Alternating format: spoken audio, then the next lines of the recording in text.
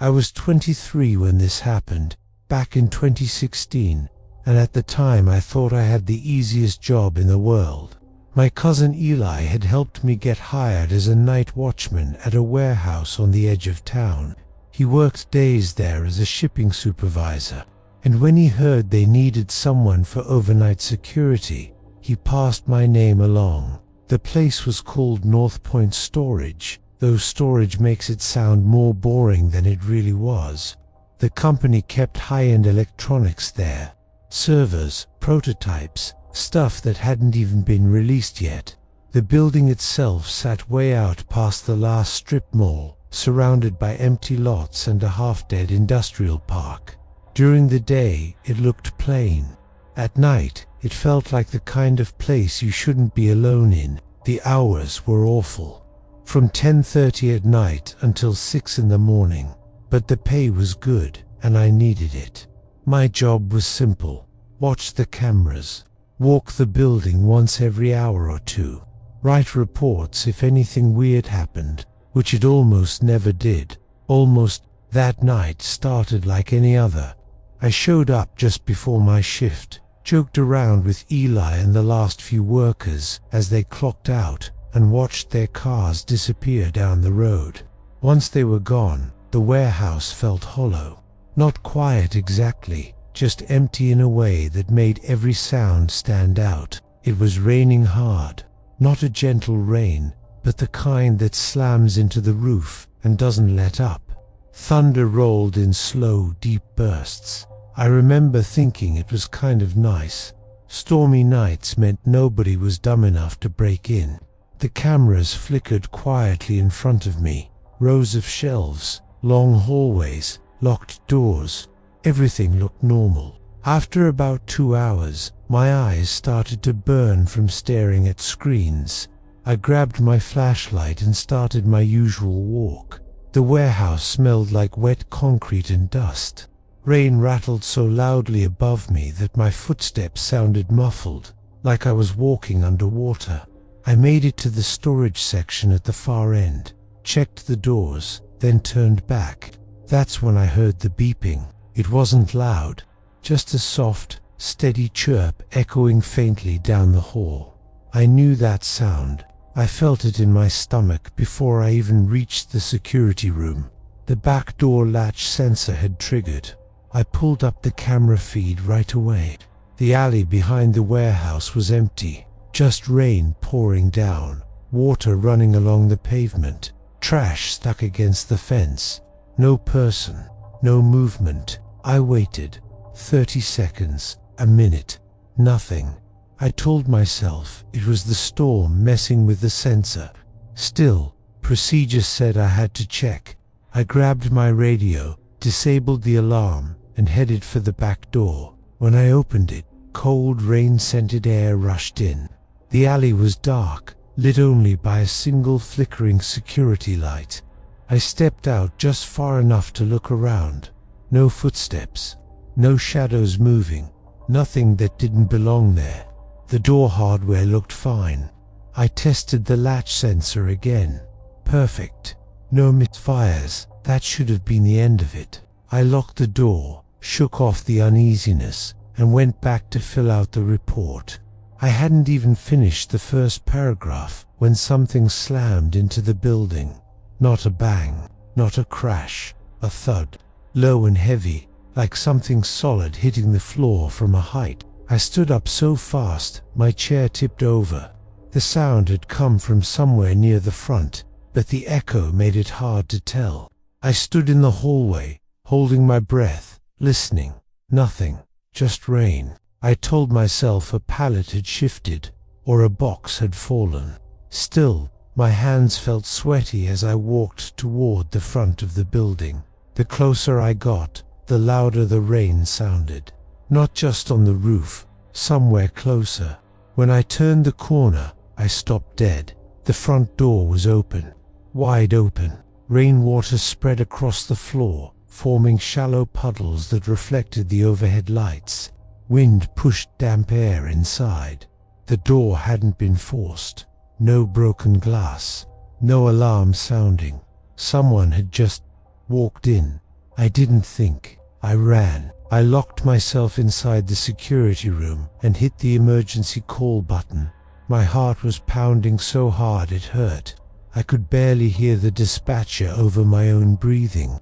While I waited, I heard footsteps. Slow, careful, somewhere out there, between the shelves. Then a scraping sound, metal against concrete, then silence. The police arrived faster than I expected. I unlocked the front door with shaking hands and tried to explain everything at once. 2 officers went inside while a third stayed with me. A minute later, they came back with a man between them. He was soaked, hair plastered to his face. Mud streaked his clothes. In his hand was a hammer, the metal head nicked and scratched like it had been used recently. They said he'd been crouched behind a stack of boxes in the storage area, perfectly still. As they led him past me, he turned his head. He smiled. Not wide, not angry.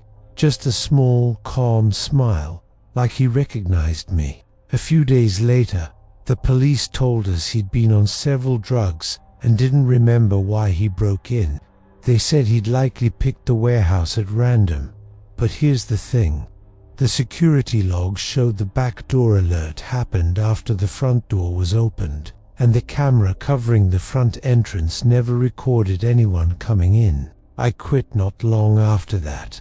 Eli tried to joke about it, told me I was letting one bad night get to me. Maybe he was right, but sometimes, when it rains hard enough, I think about that smile, and I wonder how long he'd already been inside before I noticed anything at all. My name isn't important, but for the sake of the story, call me Evan. Back in 2014, I worked security for a small coastal town called Ridgway Bay. Not a big place. One of those towns where everyone knows everyone else, and nothing really stays secret for long. I wasn't a cop exactly, more like a night response officer. If alarms went off, if someone was trespassing, if a place needed checking after hours, I was the one they called. My shifts were a mess. One week I'd be working evenings, the next I'd be stuck on nights that bled straight into mornings. Sleep came in short, broken pieces. You'd think you'd get used to it, but you don't. You just get slower and more tired. That night, I was working a long one.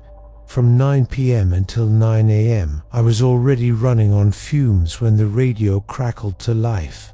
Dispatch said someone had called about lights moving inside an old building at the edge of town. They said it sounded like teenagers messing around.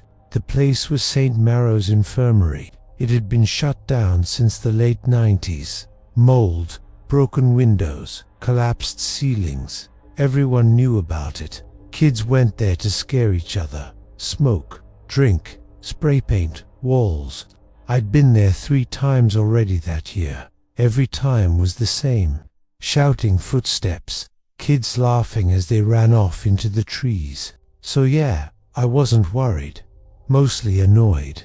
I grabbed my flashlight, got in the truck, and drove out there, telling myself I'd be back in my seat with a coffee in under 20 minutes.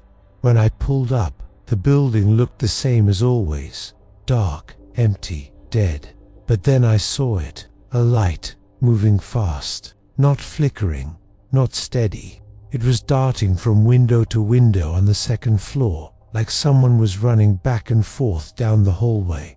Way faster than I expected. Faster than someone trying to be sneaky. I sat there for a moment, engine running, watching it. Something about the movement made my stomach tighten. It didn't feel playful, it felt frantic. I shut off the engine and stepped out. The air smelled damp and metallic, like rust and wet leaves. I clicked on my flashlight and walked toward the entrance. Inside, my footsteps echoed too loudly. The building swallowed sound and then threw it back at me, warped and delayed. I called out, loud and clear, telling whoever was inside to come out now. My voice sounded thin in the huge empty space. No answer. I stood still and listened. No laughter, no whispering, no footsteps, just the low groan of the building settling and a faint drip somewhere far away. That's when I noticed how cold it was. Not normal night cold, the kind that creeps through your clothes and settles in your chest. I moved forward anyway, hand tight around the flashlight. Every sense stretched thin. The stairs were straight ahead, the only way up. As I climbed, I kept thinking how quiet it was. Too quiet for a bunch of teens who'd just been running around seconds earlier. When I reached the second floor, a sound exploded through the building. A hard, heavy bang, like a body slamming into a wall. It came from close, very close. I froze. My heart was pounding so hard I could feel it in my throat. I swung my light down the hallway. The beam stretched over peeling walls and open doorways, but there was no one there. I shouted again, this time sharper, louder. My voice bounced back at me in broken pieces. The hallway stayed empty. I started checking rooms, one by one. Each room looked worse than the last. Rusted beds tipped on their sides. 4 stands tangled like metal skeletons. Old medical charts stuck to the floor, swollen from moisture. The smell was thick now, rot and old chemicals. At the far end of the hallway was a door that hadn't been kicked in like the others. It was closed. That alone felt wrong. I told whoever was inside to come out. I counted to 3. Then I pushed the door open. The room was empty, but someone had just been there. Cigarette butts were crushed into the floor. 2 of them were still burning, smoke curling upward in thin, lazy lines. The air was warm, like a body had just left. I turned to head back out. That's when the door slammed shut behind me, not slowly, not accidentally. It was slammed hard enough to rattle the walls. Before I could react, something heavy scraped across the floor and smashed into the door. The sound was awful. Metal on concrete, over and over. Then footsteps, running away. Fast, uneven, like whoever it was didn't care how loud they were anymore. I shoved the door, panic exploding in my chest. It barely moved. I put my shoulder into it and forced a small gap open. A hospital bed had been shoved against it from the outside. By the time I squeezed out, the hallway was empty again. Backup arrived 20 minutes later. We searched every room, every stairwell, every broken window. Nothing. No one. The weird part? We only ever found signs of one person. One set of footprints in the dust. One light seen from outside. One trail of cigarette butts. But the original caller swore they saw 2 people go inside. The next morning, a woman came into the station, frantic. She said her son, Caleb, hadn't come home. He was 17. A few hours later, another woman showed up. Same story. Her nephew, Jonah, had been staying with her, also 17. Also missing. They were best friends. Searches turned up nothing. No bodies, no blood, no backpacks, nothing. Years passed. I quit that job not long after. I couldn't sleep. Every time I closed my eyes, I heard that bed scraping across the floor. I heard footsteps running away from me. Last year, I drove past St. Marrow's again. It's supposed to be sealed now. Fenced off, no entry. But as I passed, I saw a light move across the second floor windows. Just one. It moved fast, back and forth, like it was looking for something, or someone. That didn't stop this time. I don't know if whoever was in that building with me all those years ago was one of those boys, or something else, or if one of them ever really left that place at all. What I do know is this. Sometimes, late at night, when everything is quiet, I smelled cigarette smoke, and I haven't touched one in my life. I was 23 when this happened. back in 2016, during one of those winters where it feels like the cold has teeth. I was living in a small town called Red Hollow, the kind of place where nothing ever really changes and everyone knows where you work, who you live with, and why you're still there. I worked nights at a rundown gas station called Pine Creek Fuel, just off a two-lane highway that barely saw traffic after dark. The job wasn't something I wanted. It was something I needed. Rent was cheap, options were thinner, and night shifts worked best with the rest of my life at the time. I won't get into all of that, but trust me, being awake while the rest of the town slept felt safer than being alone with my thoughts. My cousin Mark had gotten me the job. He worked days, I worked nights. We barely crossed paths, except for a few minutes during shift changes. That night, he was already tired and ready to leave when I pulled into the lot just before 11. Snow was coming down hard.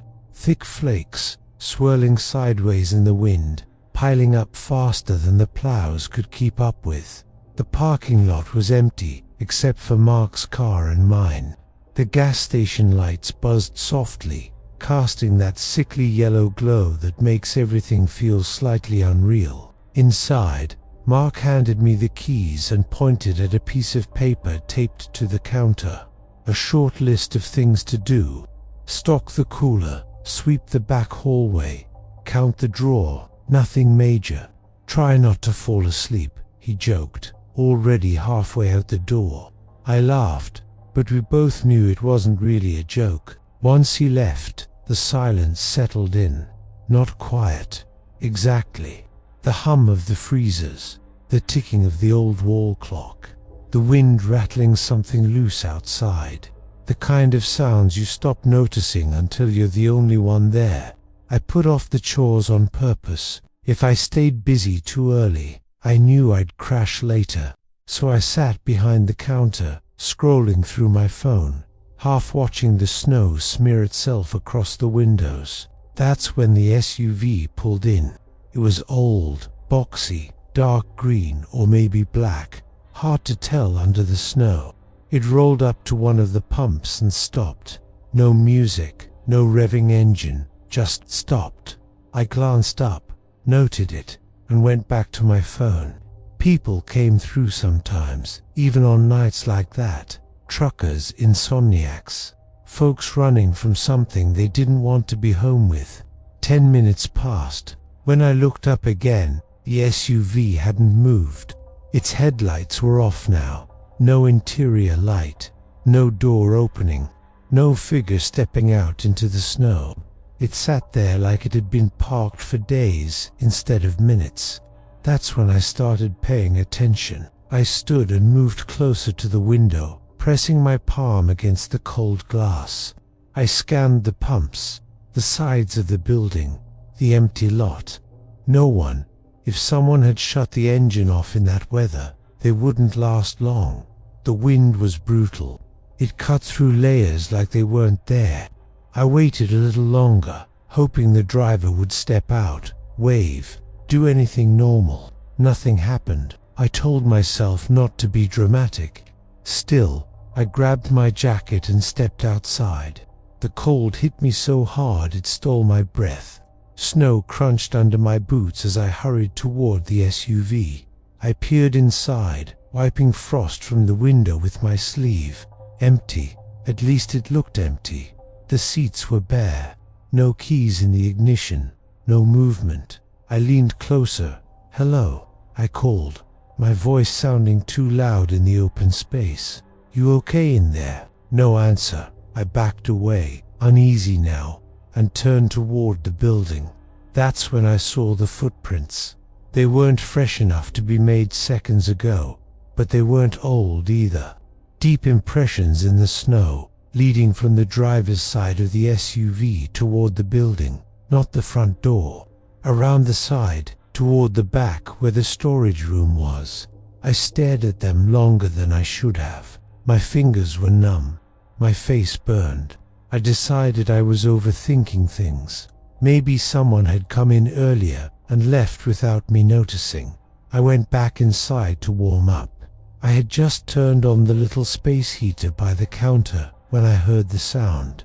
A dull thud, not loud, not sharp, just heavy, like something being set down carefully, but without care. It came from the back. I turned slowly, every muscle tight. The store looked the same, bright lights, clean floor.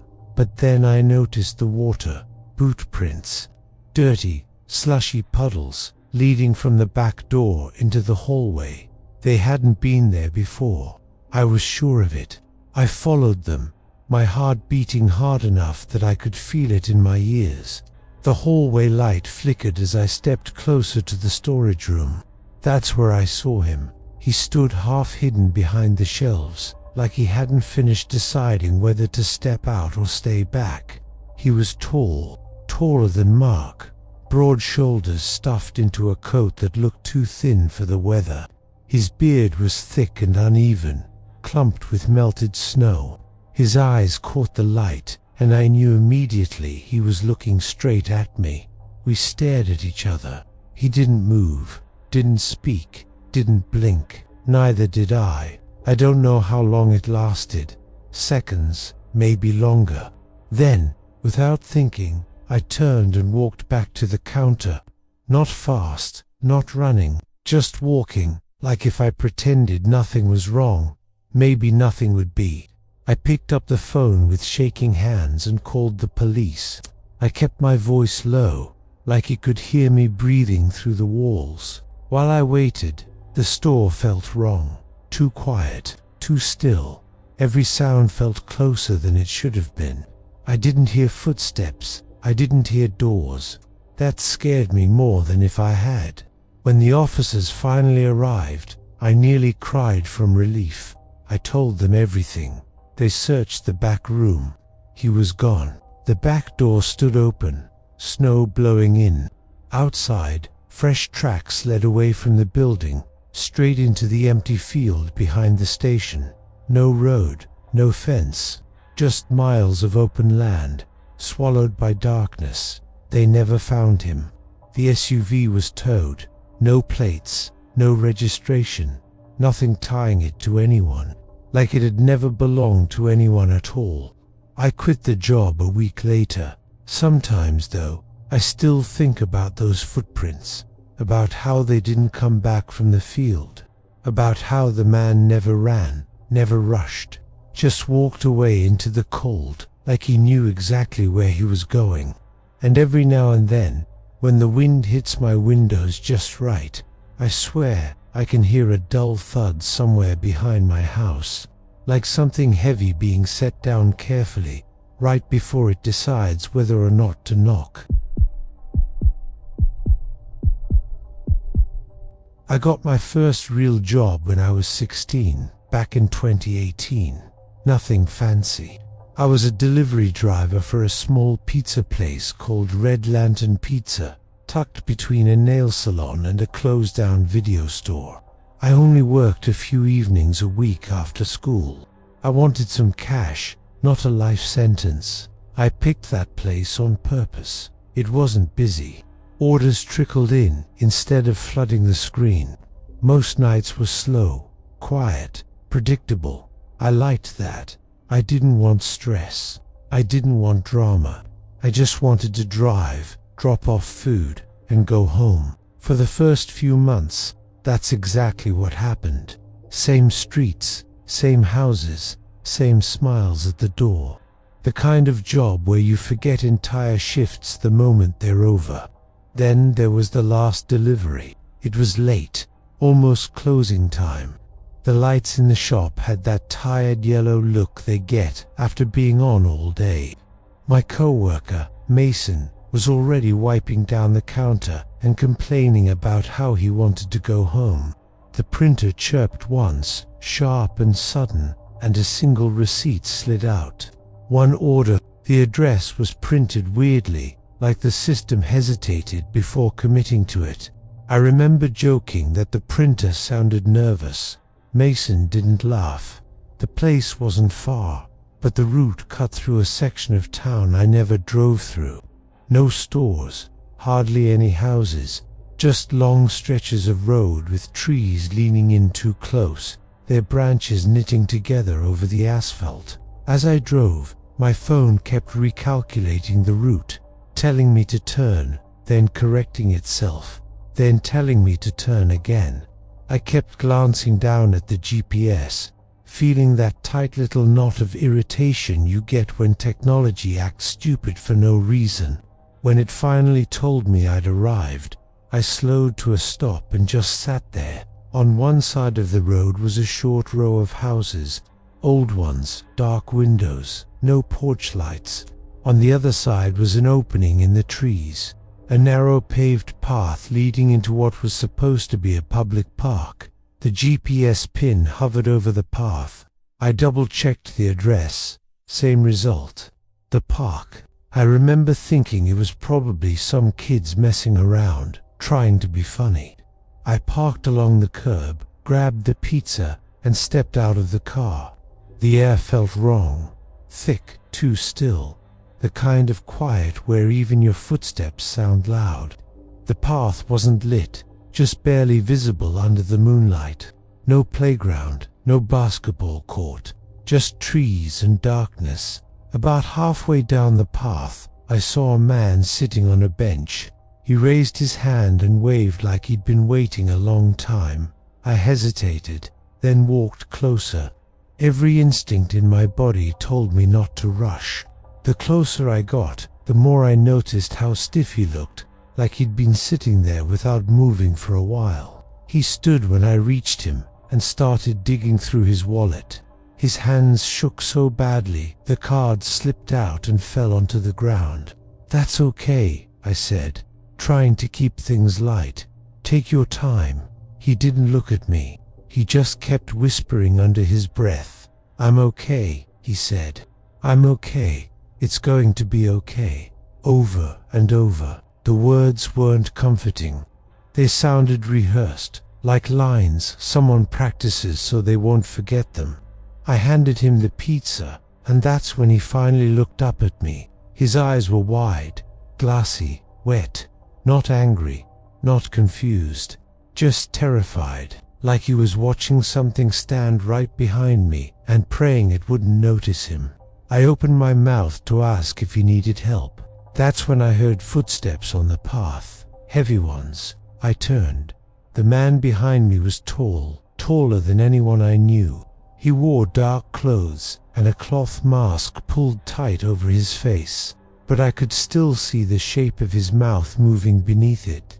He held a knife, the blade catching what little light there was. "Drop everything," he yelled. His voice cracked, like he was excited or angry or both. Now, I didn't think, I just obeyed. Phone, wallet, keys. The pizza box fell open when it hit the ground, cheese sliding toward the dirt. The man didn't even glance at it. Instead, he grabbed my shoulder and shoved me off the path. He did the same to the other guy, forcing us between the trees. The branches scratched at my arms and face as we stumbled forward. We walked for what felt like forever. No light, no path, just dirt, roots, and the sound of our breathing. I kept expecting him to stop us, to say something else, to demand more. He didn't. Suddenly, the man who'd ordered the pizza slammed his shoulder into me and sent me sprawling onto the ground. The air rushed out of my lungs. Before I could even shout, he took off running, crashing through the trees like an animal.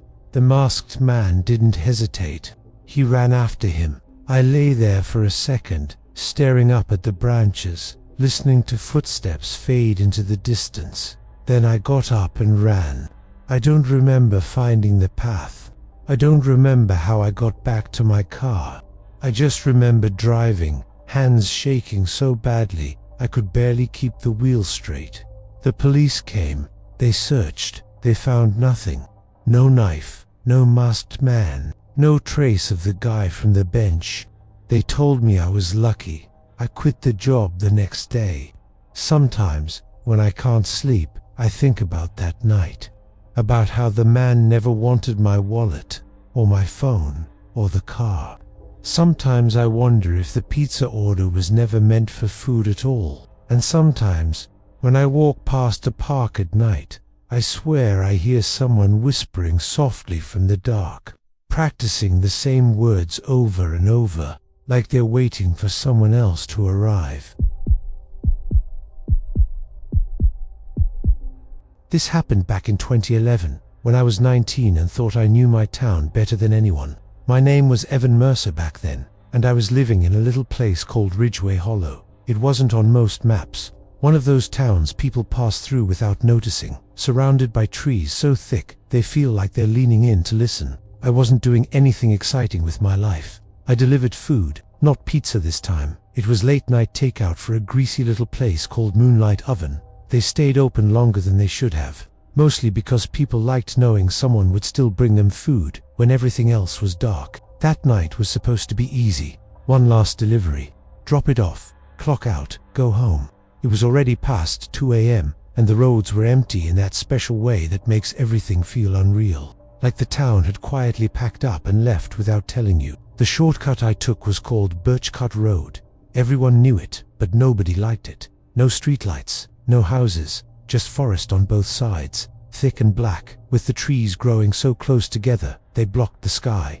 During the day, it felt normal enough. At night, it felt like driving through a tunnel that never quite opened. About halfway down the road, my car started acting strange. At first, it was subtle.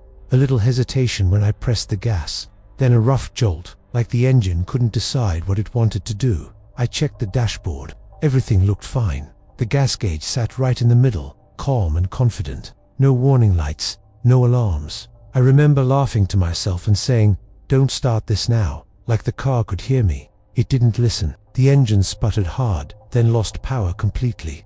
I coasted as far as I could and pulled off to the side, the tires crunching into wet grass. The road behind me vanished into fog. Ahead of me, same thing. The silence that followed felt loud, like my ears were ringing. I tried restarting the car. Nothing. Just a weak clicking sound that echoed too much in the quiet. I stepped out and walked around it with my phone flashlight on, pretending I knew what I was doing. The car looked fine.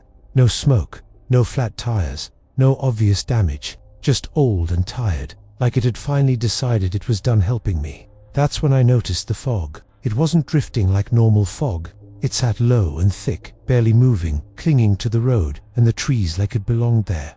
My flashlight didn't help much. The beam vanished after a few feet, swallowed whole. I turned to look back the way I'd come. At first I thought my eyes were playing tricks on me.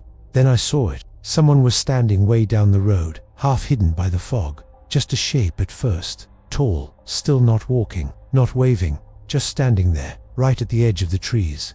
I didn't wait to see more. I got back in the car, locked the doors, and called Mason, my older cousin.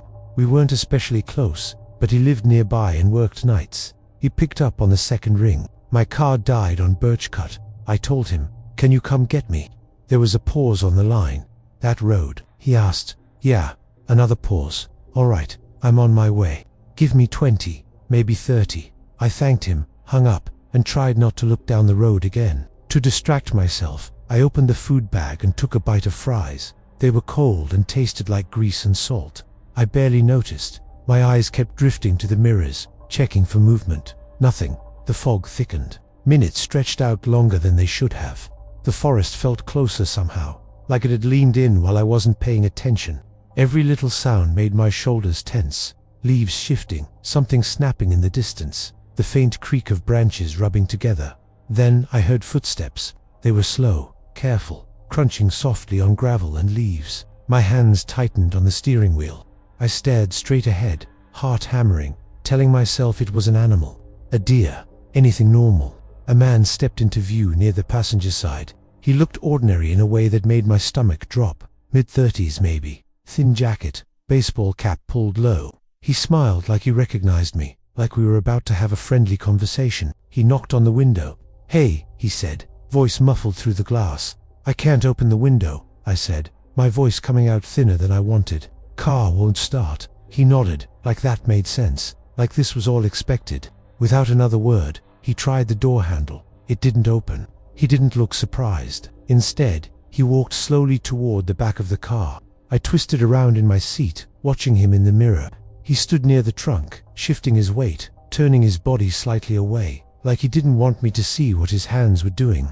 That's when I noticed he was holding something long and dark. Before I could really understand what I was seeing, headlights cut through the fog behind me. A car pulled up slowly, too slowly. The man froze. He looked toward the lights, then back at me. His smile was gone. His face looked empty, like someone had erased it. Then he ran, straight into the trees. The fog swallowed him in seconds, like he'd never been there at all. Mason stepped out of his car with something heavy in his hands. He didn't relax until I was inside his truck and the doors were locked. We didn't talk much on the drive away, but when we hit the main road, he finally said he had a gun. Evan, I saw it. The police found my car later that night. The trunk was open. The inside was torn apart. The gas tank was bone dry. The gauge still read half. They never found the man. Here's the part I don't like to talk about. A few weeks later, Mason stopped answering my calls. Then his place was empty. No note, no signs of a struggle. Just gone. Every now and then, when fog rolls in thick and low, I drive past Birchcut Road, and sometimes, not always, I see someone standing right where my car broke down. Only now, they don't stand still. They take a step forward, and they smile like they've been waiting for me to come back. I never planned on delivering food for a living. Back in 2018, I was 31 and working warehouse shifts with my cousin Mark, saving up to move out of Redwood Glen, this quiet town surrounded by woods and old farmland. Then the company shut down without warning. One day I had a job, the next day I didn't. Bills don't wait, though, so when Pete's Oven, a small takeout place near the highway, said they needed a night driver, I took it. Most nights were boring. Suburbs, porch lights, barking dogs, bad tips. I worked the late shift because it paid a little more, which meant I usually closed the place down around 1:30 a.m. The roads would be empty by then. No traffic, no people. Just streetlights and fog drifting low over the asphalt. One Tuesday night started like all the others. My friend Lena, who worked the counter, was counting receipts while I wiped down my car. Around 12:40 a.m., the phone rang. Lena frowned while she took the order. She covered the receiver and looked at me. "You want to take one more?" she asked. "It's big, for extra large pies." I asked where it was going. She hesitated, then said, "Out past Hollow Creek Road." Like, way out. That should have been my first clue to say no.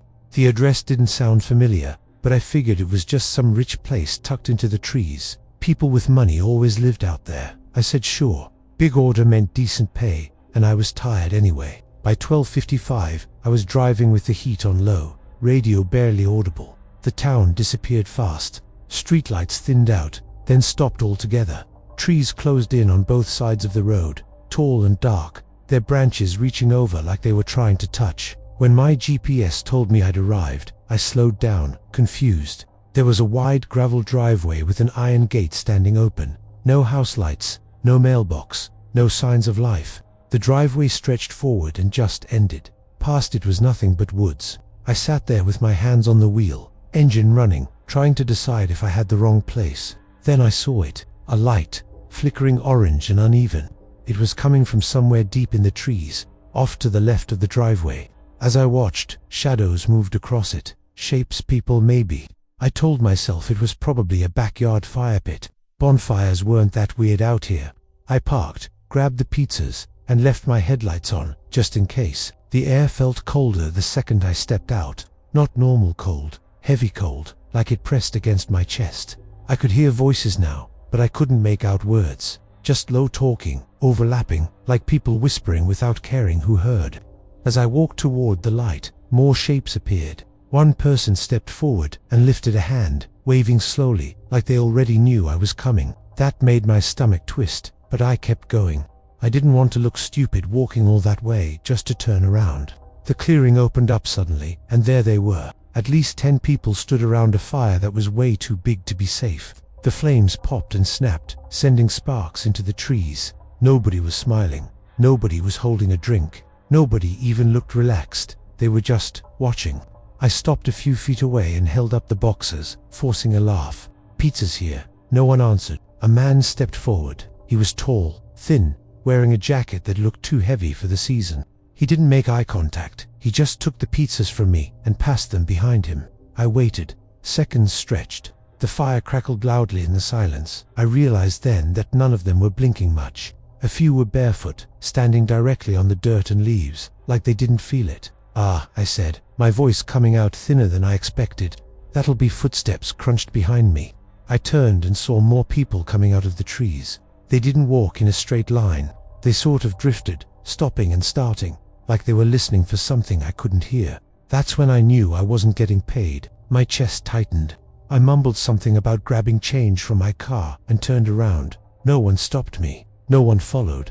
I could feel their eyes on my back the whole way. The woods felt different now, closer, louder. I could hear breathing that wasn't mine. When I reached my car, my heart slammed so hard it hurt. 2 figures were crouched behind it. They bolted the second they saw me, running into the trees on either side. I didn't wait to see where they went. I jumped in, slammed the door, and floored it, gravel spraying everywhere. I didn't slow down until I hit pavement. Back at Pete's oven, Lena took one look at my face and asked what happened.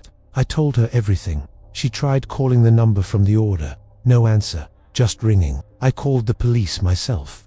I didn't even know what to say, just that there were people in the woods, acting wrong.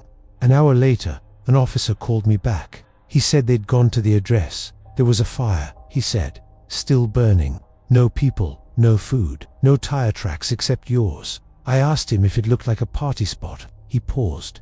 It didn't look like anyone planned to leave. I quit that night, moved in with Mark for a while, tried to forget about it.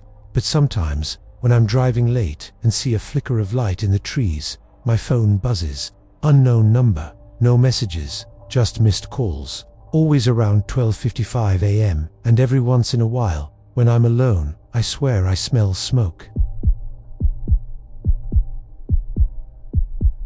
I was 24 in the winter of 2013, living in a small town called Briar Hollow. It was the kind of place where nothing ever seemed to happen, which is probably why what did happen stuck with me so deeply. Back then, I worked the overnight shift at a locally owned market called Pine Ridge Foods. It wasn't a chain. No bright corporate branding or security teams watching cameras from another state. Just one squat building off a 2-lane road, surrounded by empty parking lot and woods that pressed in close from behind. I was the overnight supervisor, which mostly meant I had keys, a radio that barely worked, and responsibility if anything went wrong. Some nights I had help. Other nights, especially weekdays, I was alone. That night, I was alone. I didn't mind it at first. I was used to the quiet, used to the hum of the refrigerators and the soft buzz of the lights overhead. Sometimes I worked slowly on purpose, dragging out tasks so the hours wouldn't stretch forever. When you're alone that long, time starts to feel strange, like it's thick and sticky. Around midnight, I was stocking canned goods near the middle of the store. I remember thinking about nothing in particular, just going through motions. Lift a box, open it, line up labels so they faced forward. The store smelled faintly like cardboard and floor cleaner. That's when I heard the knock. At first, I thought I imagined it. Your brain does that late at night, fills in gaps with noise. But then it came again. 3 sharp knocks against the front glass, loud enough to echo. My heart jumped so hard I actually laughed at myself, nervous and embarrassed even though no one was there to see it. I walked toward the front windows and saw a man standing just outside the doors. He was wearing a dark jacket with the hood pulled up, even though it wasn't that cold. His face was mostly in shadow, and the parking lot lights behind him made it hard to see his features clearly. He didn't wave, didn't smile, just stood there, staring straight through the glass. I told him we were closed and wouldn't open until morning. I even pointed at the hours sign, like that would help. He didn't respond, not a nod, not a shake of the head, just kept staring. There was something off about the way he stood, too still, like he was listening to something I couldn't hear. After a few seconds, he turned and walked away, disappearing into the dark beyond the lights. I watched until he was gone. I didn't see a car start, didn't hear footsteps fade. He just vanished into the black. I tried to shake it off, told myself he was drunk or confused, or just messing around. People do weird things at night. Still, I locked the front doors again even though they were already locked. A couple of hours later, I went to the break room to eat. The break room was at the far end of the building, tucked behind storage and the back offices. It always felt colder back there. The lights flickered, and one of them made a faint clicking sound that never got fixed. I ate half a sandwich, scrolling through my phone, feeling that dull tiredness sink into my bones. After about 20 minutes, I threw the rest away and headed back out to finish stocking. That's when I saw movement. Someone walked across the far end of the store, just past the freezer section.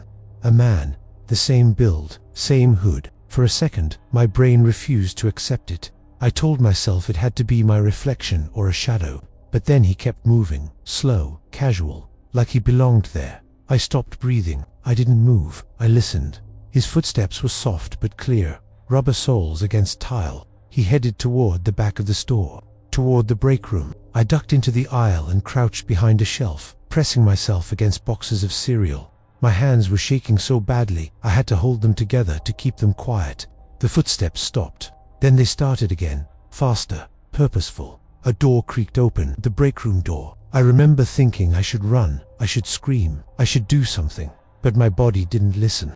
I stayed frozen, staring at the narrow gap between shelves. Suddenly, the footsteps exploded into a run. They were coming straight toward me. I broke. I ran down the aisle, shoes slipping on the floor. I glanced back and saw him turn into the aisle behind me. His hood had fallen back, and for just a second I saw his face.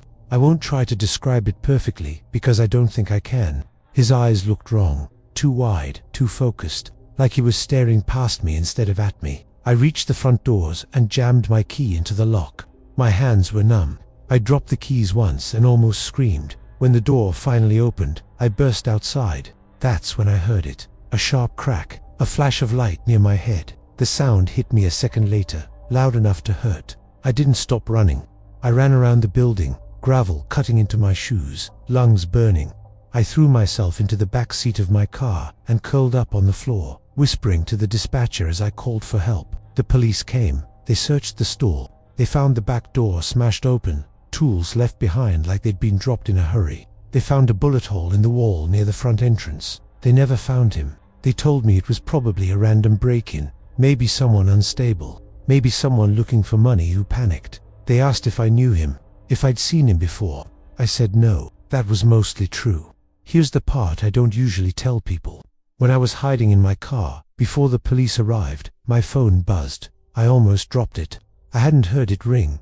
There was no number, just a message. It said, "You left the lights on in the back." I didn't tell the police about that text. I deleted it. I quit that job a week later and moved out of Briar Hollow before spring. Sometimes, years later, I still wake up thinking I hear footsteps. And sometimes, when I check my phone in the dark, I'm scared I'll see another message, not asking where I am, just letting me know he's been there already. This happened back in 2022, when I was 27 and living in a narrow rental house on the edge of a town called Briar Hollow. It was one of those places where the streets curve for no reason and the houses all look like they're leaning in to listen. At the time, I worked nights for a small tech monitoring company. Nothing glamorous, no hacking or action movie stuff. My job was to sit at my desk from 10 p.m. to 6 a.m. and stare at logs, alerts, and lines of code, waiting for something to go wrong. Most nights, nothing ever did. It was just me, my laptop, and the hum of the fridge down the hall. I didn't live alone. My cousin Evan had moved in after a rough breakup, so he took the spare room. He worked construction and woke up early, which meant the house went dead silent once he fell asleep. No TV, no music, just the tick of the wall clock and the occasional groan of the pipes. That night, I was exhausted in a way that made my thoughts feel slow and sticky. Around 2 a.m., I kept rereading the same paragraph of code and realizing none of it was sinking in. I checked the time over and over, hoping it would magically be closer to morning. Eventually, I gave up and decided to order food. I figured something hot might wake me up. I opened a delivery app and scrolled. Almost everything was closed except a place called Moondrop Tacos, which I'd only ordered from once before. I didn't even think about it. I just tapped a few buttons and placed the order. When I stood up to grab a drink, I noticed the sound first. Rain, heavy rain, the kind that hits the roof hard enough to make you pause. I walked to the front window and pulled the curtain back just a little. The street was shining, water pooling along the curb, the streetlight flickering like it was struggling to stay awake too. I remember feeling a small twist of guilt. Someone was going to drive through that mess just to bring me tacos. I checked the app and saw the order had already been accepted. Too late now. About 10 minutes later, the app said the driver had picked up my food. I watched the little car icon move slowly through Briar Hollow's winding streets. It stopped a few times, then started again. Nothing about it seemed strange at first. When the app said they were 1 minute away, I grabbed my hoodie and opened the front door. I figured I'd meet them outside so they wouldn't have to get soaked walking up to the porch. I stood there, rain misting my face, staring down the empty road. No car. I waited. A minute passed, then another. I stepped just outside the door and looked both ways. Still nothing. No headlights, no engine sounds. Just rain and the soft hiss it made against the pavement. I checked the app again. The map showed the driver right near my street. When I zoomed in, the icon was parked just around the corner, where the road bends behind a row of old trees. I figured they were lost. Briar Hollow isn't laid out in a straight line, and house numbers aren't easy to see at night. I called the driver. It rang a few times, then went silent. Not voicemail, just cut off. I tried again, same thing. By then, the rain felt colder. I went back inside but left the door cracked, listening. Another few minutes passed. I called a third time. This time, the call connected. I said hello. I told them my address. I asked if they needed help finding the house. I didn't hear a voice. All I heard was rain. Loud, close rain, like the phone was being held out in the open. Somewhere in the background, there was a faint scraping sound. Slow, uneven. After a few seconds, I hung up. I stood there staring at my phone, trying to explain away the tight feeling in my chest. Maybe the driver had stepped out of the car. Maybe their mic was broken. Normal explanations, easy ones. I checked the app again. The car icon had moved. It now sat directly on top of my house. I locked the door. I hadn't even reached the hallway when the knock came. It wasn't a polite knock. It was hard and sudden, like someone had hit the door with the side of their fist. Evan didn't wake up. The house stayed quiet. I walked back slowly and looked through the peephole. A man stood on my porch, hunched slightly, rain dripping off the edge of his hood. He wore a dark jacket and jeans soaked through at the knees. He wasn't holding food. His hands were empty, except for something thin and metallic tucked loosely in his right hand. He didn't look at the door at first. He looked down the street, then the other direction, then toward the neighboring houses, like he was counting windows. "Delivery," he called out. His voice was calm, but it didn't match his body language. He shifted his weight again and again, stepping forward, then back, like he couldn't decide where to stand. I stayed still. He knocked again, harder this time. "Food's getting cold," he said. I could see his breath fogging the glass of the peephole as he leaned closer. For a moment, his eye lined up with it, and I stepped back before he could look through. That's when I heard the scraping. It came from the door itself. A slow, dragging sound, low and quiet, like he was being careful not to make noise. My eyes locked onto the handle, half expecting it to move. Then, just as suddenly as it started, it stopped. The man stepped away from the door and walked off the porch, disappearing around the side of the house. I waited, I don't know how long. My legs felt numb. When I finally looked out the window, there was no one there. No car, no footprints, even though the ground should have been soaked and muddy. I called the police. They came, took notes, shined flashlights around the yard. They didn't find anything. Later, I was told the delivery account had been fake. No real name, no history, no photo. Evan laughed it off the next morning, said I'd scared myself half asleep. I almost believed him. 2 days later, I noticed the mark. It was carved low on the front door, near the frame. Just a small X, shallow but deliberate. You wouldn't notice it unless you were looking for it. I stared at it for a long time before painting over it. I still work nights. Evan moved out last year. The house is quieter now. Sometimes, when it rains hard enough, my delivery app sends me notifications about places that are open late. Every once in a while, I swear I see my address already pinned on the map before I type it in. I don't order food anymore, and every so often, when I lock the door before bed, I notice new scratches in the paint. Always low, always small, always just enough to make me wonder how long they've been there. Back in 2013, I was 26 and working nights at a place called North Pine Market, a small grocery store tucked just off a 2-lane highway outside the town of Red Willow. It wasn't the kind of store anyone remembered unless they needed milk at an odd hour. One building, one parking lot, and a big stretch of trees behind it that always looked darker than they should have. I worked alone most nights, not because I was important, but because it was cheaper that way.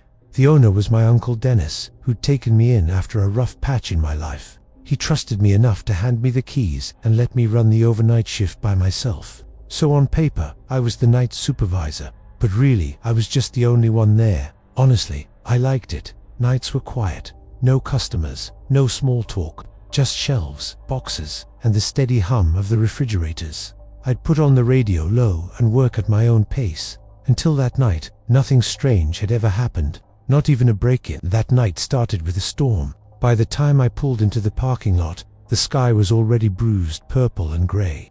Rain was coming down hard, the kind that blurs the world and makes everything feel farther away than it really is. Wind pushed at my car door when I stepped out, and the trees behind the store bent and swayed like they were trying to get closer. Inside, the store felt normal. Fluorescent lights buzzing, floor freshly mopped from the evening shift.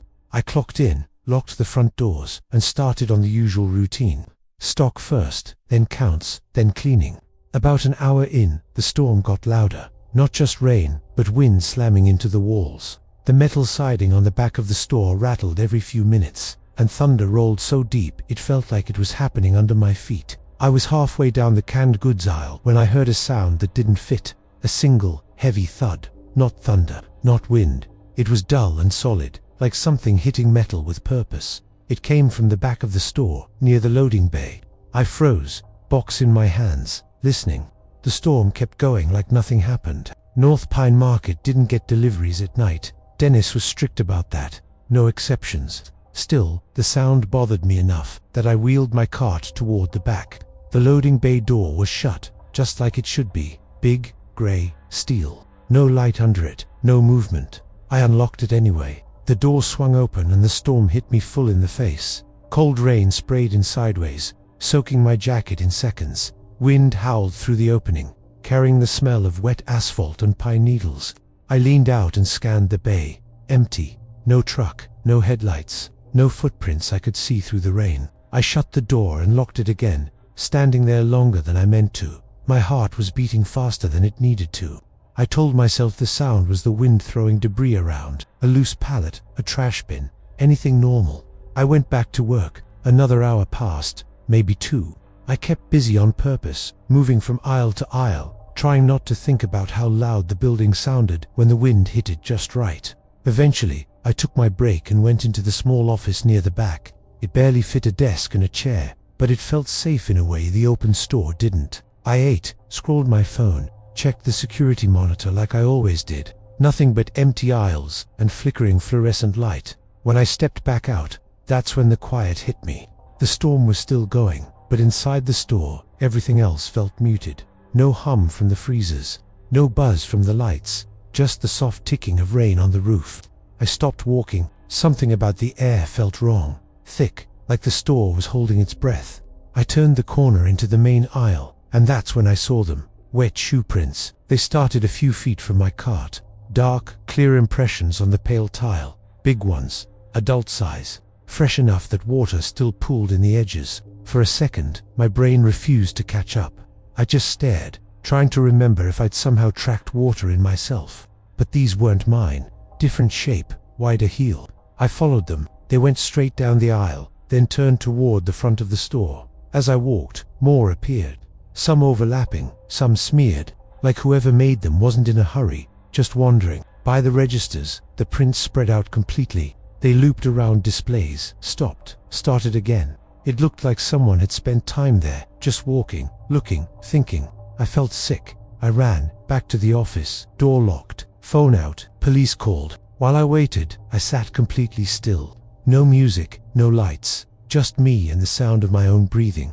I couldn't hear anything outside the door over the storm, and that somehow made it worse. Every second stretched. When the dispatcher finally told me officers were outside, I almost cried with relief. I opened the office door. Right outside it were more wet footprints, new ones. They stood next to mine, close enough that whoever made them could have touched the door if they wanted to.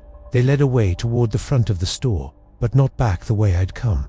I didn't stop to think. I ran for the entrance and let the police in. They searched the whole place, every aisle, Every corner, nothing. Later, Dennis reviewed the cameras with them. That's where it got worse. The footage showed a man entering through a side door that hadn't latched properly. He wore a dark jacket with the hood up.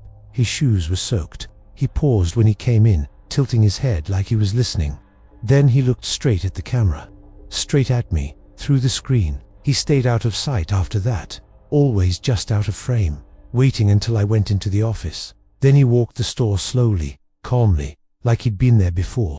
When I locked myself in the office, he came right up to the door. He didn't touch it. He just stood there, staring at the knob. For a long time. At one point, he leaned in close, like he was listening to my breathing through the wood. Then, finally, he stepped away and left the store. Here's the part I don't like talking about. The timestamp on the footage didn't match. According to the camera, the man left after the police had already arrived. And the final frame, right before the screen cut to static, showed him standing outside in the rain, facing the building, facing the office window, smiling. Dennis sold the store a year later. I moved away, tried to forget it, but sometimes, when it rains hard enough, I wake up convinced I can hear footsteps on tile. And every now and then, when I check the locks before bed, I find wet marks on the floor that don't belong to me. This happened in 2018, sometime in late October, when fall was already giving up and winter was starting to push its way in. I remember it clearly because the cold came early that year. The kind of cold that sneaks up on you, makes your fingers stiff before you realize what's happening. My name's Evan, and back then I was 24, living in a small town called Pine Hollow. It's the sort of place where nothing really happens, which is probably why this still sticks with me. I was doing food delivery at night to cover rent. My roommate, Caleb, worked mornings at a hardware store, so nights were my thing. We barely saw each other, except when one of us was half asleep on the couch. That night, I headed out around 9:30 p.m. It was already snowing, just lightly at first. Tiny flakes that looked harmless but didn't feel that way once they started sticking. It was one of the first snowfalls of the year, and people around Pine Hollow panic when that happens. Nobody wants to drive. Everybody wants food brought to them. My phone wouldn't stop buzzing. Order after order came in. I'd drop one off, get back in the car, and another request would pop up before I even pulled away. By midnight, the roads were nearly empty. No plows yet, just snow piling up in that quiet, steady way that makes everything feel muffled and wrong. Around 12:45 a.m., I told myself I'd do one more. Just one. Then I'd go home, kick off my boots, and collapse. The order was from a burger barn on the edge of town. Nothing fancy. I grabbed the bag, checked the address, and didn't think much of it until the GPS started rerouting me. That's when I noticed how far out it was. Only 10 minutes from the restaurant, sure, but completely the opposite direction from my apartment. I was already almost half an hour from home. I remember sighing out loud and saying, "You're an idiot," to no one. Still, I went. The road led me away from the familiar parts of Pine Hollow. Streetlights thinned out. Houses disappeared. Trees pressed closer to the pavement, their branches heavy with snow. I checked the map again, just to be sure. Same route, no mistake. The road I was on mostly led to Route 16, which runs out toward the state line. People don't live there. Or at least, I thought they didn't. After a few minutes, I saw a narrow turnoff on the right, barely wide enough for 2 cars. No street sign I could see, just a small reflective marker half buried in snow. I slowed way down and turned. This road was worse. No plowing at all. The snow crunched and slid under my tires, and the trees were so close, it felt like driving through a tunnel. Every now and then, I passed a long driveway disappearing into darkness, with a single porch light glowing somewhere far back in the woods. The address I was looking for was at the very end. When I finally reached the driveway, it looked like all the others. Long, narrow, lined with trees that leaned in like they were listening. I drove slowly, gripping the wheel harder than I meant to. My headlights landed on an older house, 2 stories, paint faded beneath a thick layer of snow. It sat alone, surrounded by forest on all sides. No other lights, no nearby neighbors, just this house. I parked and sat there for a second, engine running, listening. The snow fell softly, too softly. Everything felt still in a way I didn't like. I grabbed the food and stepped out. Snow soaked through my shoes almost immediately. By the time I reached the porch, my socks were wet and freezing. I knocked and crouched to set the bag down. The door opened before I finished. A man stood there, tall, broad shoulders. He wore a heavy coat, zipped all the way up, even though he was inside. His skin looked pale, almost grey, like he hadn't seen sunlight in a long time. "Oh hey," I said, a little awkward. "Food delivery." He didn't answer right away, just stared at me. His eyes were dark, and he barely blinked. Then he stepped back and opened the door wider. "You can bring it in," he said, pointing down a hallway. "Kitchen's right there." Something about the way he said it made my stomach tighten. Not angry, not friendly either, just flat, like he was reading a line he'd practiced. "I'm not really supposed to go inside," I said, forcing a small laugh. "I can just hand it to you." His mouth twitched, not quite a smile. "Just set it down," he said again. Inside, I noticed then that the house was completely quiet. No TV, no radio, no hum of appliances. And it was dark past the hallway, darker than it should have been, like the light from the porch couldn't reach it. "I've got to head out," I said, holding the bag toward him. "Roads are getting bad." For a second, his face changed, his jaw tightened. Then, without another word, he slammed the door shut. I stood there, heart pounding, staring at the wood grain inches from my face. After a moment, I slowly set the food on the porch and turned around. I had just stepped off the porch when I heard something, a dull sound, like a door opening, but not the front door. It came from somewhere around the side of the house. I stopped and listened. Another sound followed, soft, rhythmic, footsteps in snow. I didn't wait to confirm it. I walked faster, then broke into a hurried shuffle toward my car. My hands were shaking so badly I fumbled the keys. When I finally got the door open and slid inside, I locked it immediately and started the engine. As the headlights came on, I saw him. He was coming around the corner of the house, moving fast now. No jacket this time. Something long and coiled hung from one hand. Rope, maybe, or a cord. In the other hand, he carried something that caught the light for just a second before dropping out of view. My chest felt tight, like I couldn't get enough air. I threw the car into reverse. The tires spun, slipping in the snow. For a terrifying moment, I thought I was stuck. He was getting closer. I pressed the gas harder. The car lurched, then finally grabbed the driveway. I backed up fast, barely steering, heart hammering so hard it hurt. He stopped a few feet from the bumper, just stood there, watching. I backed all the way onto the road without looking away. Even as the house disappeared behind the trees, I swear I could still see him in my mirrors, standing at the end of the driveway. I drove straight home, didn't take any shortcuts, didn't stop. When I finally got inside, Caleb was asleep on the couch. I didn't wake him. I just locked my bedroom door and sat on the bed until the sun came up. I never reported it. I couldn't explain why. Every time I thought about it, my stomach turned. I still do deliveries sometimes. Different app, different car. I don't go out as late anymore. And I never step onto porches like that one. I leave the food. I take the photo. I walk away. Every once in a while, though, when the first snow falls and the town goes quiet, I think about that house, about how dark it was inside, about the way the man watched me leave, and sometimes, late at night, my phone buzzes with a delivery request. No name, no notes, just an address that doesn't show up on the map right away. An address somewhere past Route 16. I always decline. But what bothers me is this. A few weeks after that night, I checked my delivery history out of curiosity. The order was still there. Same time, same place. Except the address didn't list a house number anymore, just a road name. And the customer name had changed. It was my name.